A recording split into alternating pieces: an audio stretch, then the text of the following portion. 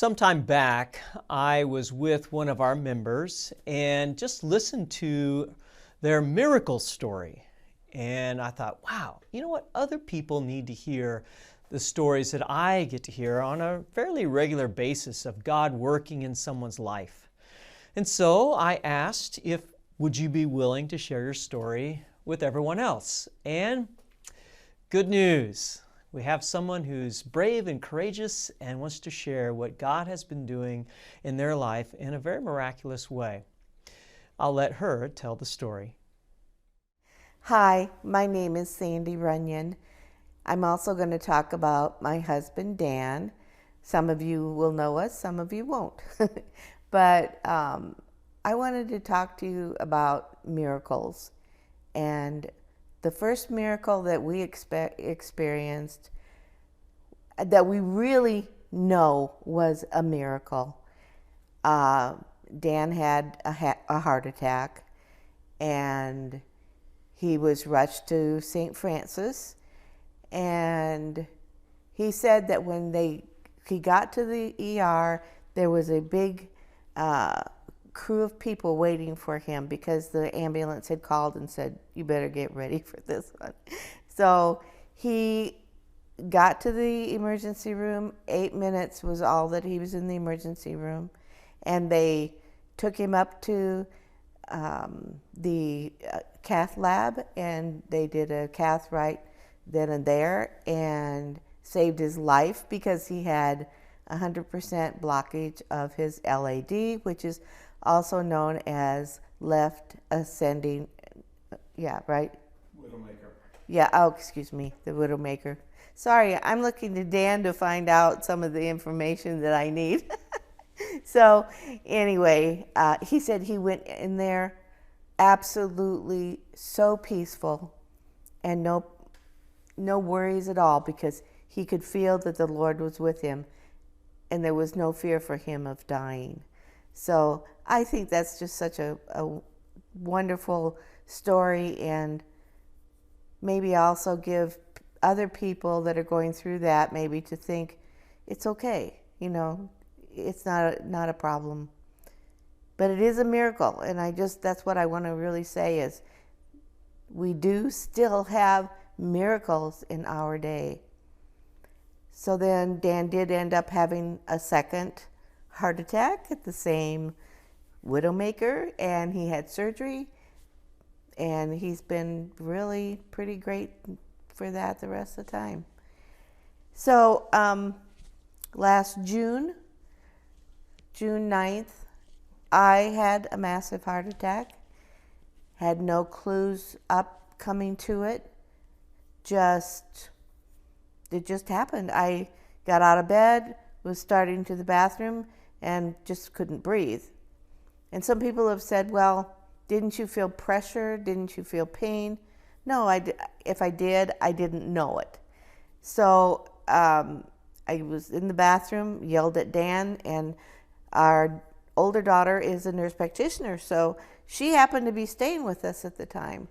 And so he called to her, and he said, I believe he said, I don't know what's going on with your mom, but we need to get an ambulance. And so he came back into me, and Emily took care of everything else because she really knew what to do. And so she came and she said, Dad, Mom's having a heart attack. And he goes, whoa, we didn't realize that I was having a heart attack. So anyway, they got me going and to the hospital, and I don't remember a lot about the hospital, which is probably okay. They said I had a MRI of my heart that took 2.5 hours, and I have a little bit of claustrophobia, but I don't remember it at all. So that's really, a great part. So I'm in the hospital. I think I'd been there for maybe 4 or 5 days, and it was discussed whether we go with open heart surgery or if we go with stents.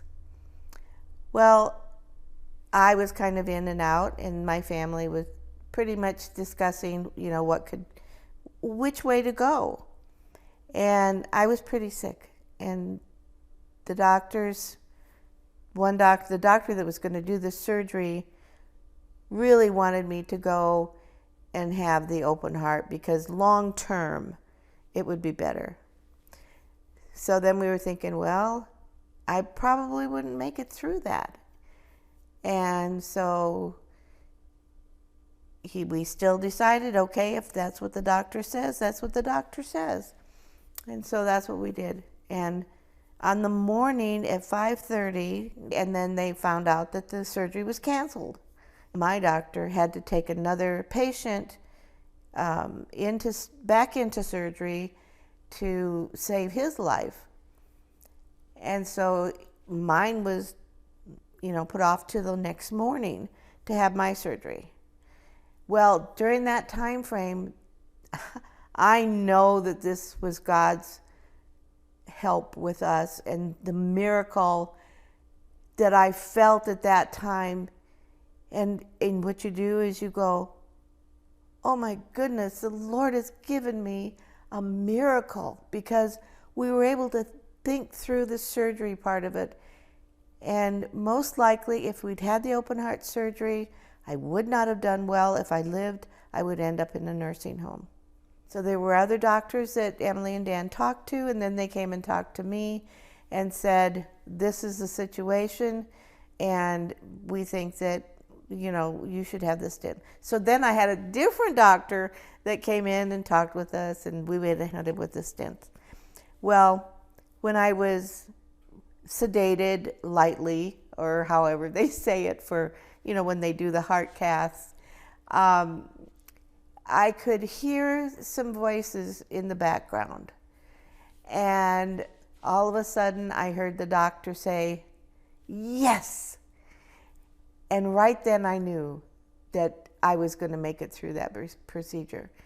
And from what Dan and Emily said, the doctor came out after putting the stents in, and he told him, he said, I was so happy when I got the last stent in, and I ended up having 4 of them. And so this has been, not too long till we come up to a year. And I just wanted to share that you're not always looking for miracles, but they do happen. Sometimes you might recognize them, sometimes you may not. But anyway, thank you for listening, and God bless everyone that's listening to this. God is amazing and wonderful. He is our good Abba Father in heaven who provides for us. If you have a story of God working in your life and you'd like to tell it, let me know. Perhaps you too could be sharing your story with everyone else. Blessings on your weekend. Hope to see you all in Bible class and in worship.